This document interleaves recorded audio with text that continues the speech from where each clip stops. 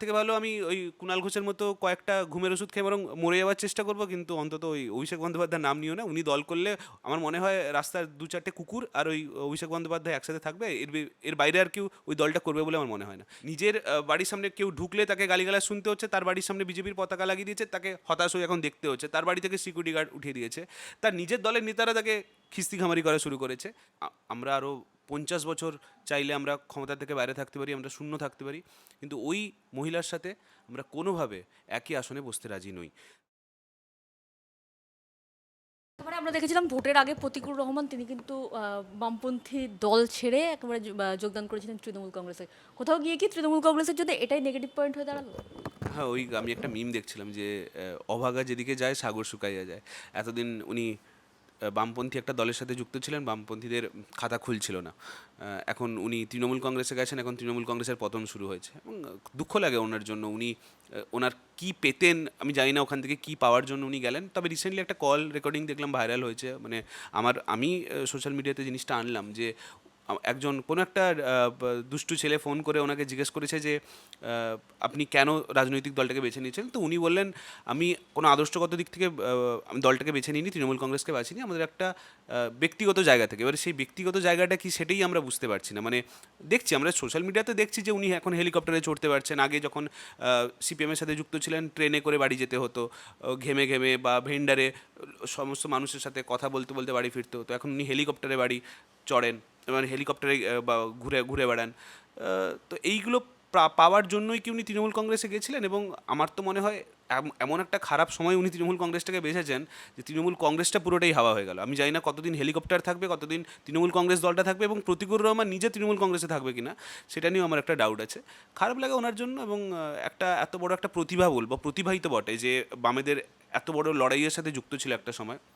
এবং আমি জানি না তোমার মনে আছে কিনা, যখন অভিষেক বন্দ্যোপাধ্যায় ওনার হাতে পতাকাটা তুলে দিলেন, তখন উনি একটা কথা বলেছিলেন যে এইবারে নাকি ঘুমন্ত শিশুরা সব জেগে উঠেছে সিপিএমের মধ্যে, সবাই এবারে কথা বলা শুরু করবে, সবাই সিপিএমের বিরোধিতা শুরু করবে, বলবে রাজা তোর কাপড় কোথায়, অর্থাৎ মোহাম্মদ সেলিমকে প্রশ্ন করবে রাজা তোর কাপড় কোথায়, এই বলে দল থেকে বেরিয়ে আসবে, সবাই তৃণমূল কংগ্রেসে যুক্ত হবে। আজ মানে কি বলবো, মানে দিনকাল কেমন বদল হয়।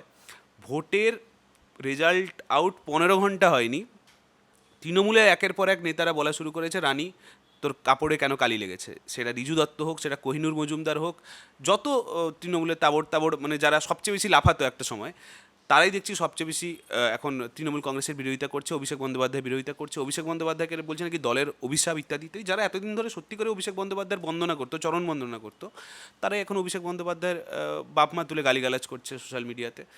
এইগুলো এখন মমতা বন্দ্যোপাধ্যায়কে দেখতে হচ্ছে। একসময় তো উনি দল ভাঙানোর চেষ্টা করেছিলেন, এটা তো সত্যি যে এই মমতা বন্দ্যোপাধ্যায় সিপিএমের 762 জন কর্মীকে গত 25 বছরে, মানে 2001 সাল থেকে 2026 সালের হিসেব, 762 জন সিপিএমের কর্মীকে উনি খুন করেছেন। তারপরে উনি মনে করেন যে এই রাজ্যে সিপিএমের সাথে একই আসনে জোট করে ওনাকে বিজেপির সাথে বিরোধিতা করতে হবে।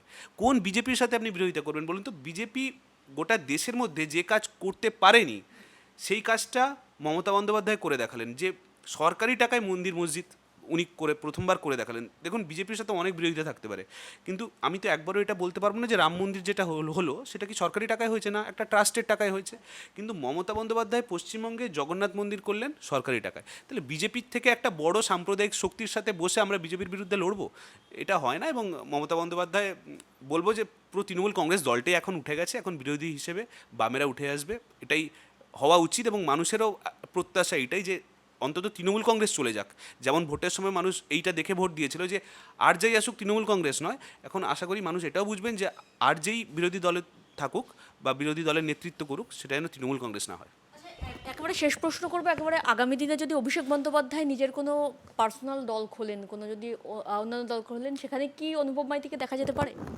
প্রথম কথা হচ্ছে সেই ক্ষমতা অভিষেক বন্দ্যোপাধ্যায়ের আছে বলে মনে হয় না।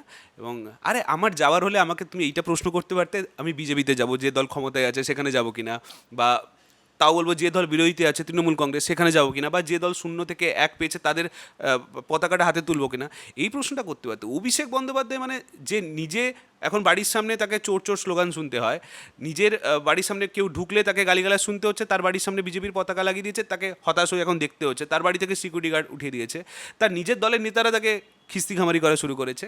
মানে আমি তার থেকে ভালো আমি ওই কুণাল ঘোষের মতো কয়েকটা ঘুমের ওষুধ খেয়ে বরং মরে যাওয়ার চেষ্টা করবো, কিন্তু অন্তত ওই অভিষেক বন্দ্যোপাধ্যায়ের নাম নিও না। উনি দল করলে আমার মনে হয় রাস্তার দু চারটে কুকুর আর ওই অভিষেক বন্দ্যোপাধ্যায় একসাথে থাকবে, এর বাইরে আর কেউ ওই দলটা করবে বলে আমার মনে হয় না। এবং ওই ক্ষমতাও অভিষেক বন্দ্যোপাধ্যায় নেই যে উনি একটা নিজের দল খুলতে পারেন। মানে সবাই মমতা বন্দ্যোপাধ্যায় হয় না, মমতা বন্দ্যোপাধ্যায়ের সাথে অনেক বিরোধিতা থাকতে পারে, কিন্তু সবাই অন্তত মমতা বন্দ্যোপাধ্যায় হয় না।